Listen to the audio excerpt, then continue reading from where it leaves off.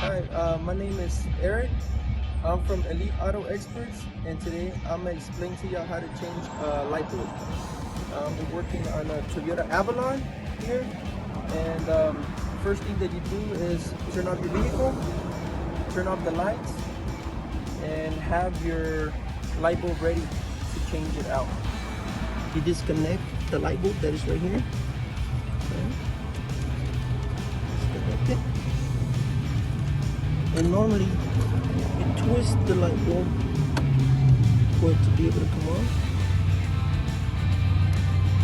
It's important to wear gloves as well, so you won't be touching the lens or the little bulb from where it's at, because it can burn out.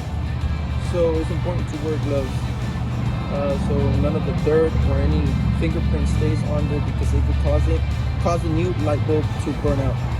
Don't hit the bulb in any way or form. Always try being the most careful that you can be, so the light bulb won't go out. We recommend to replace both light bulbs, because normally if one goes out, the other one goes out as well sooner or later. So we recommend to replace both light bulbs always.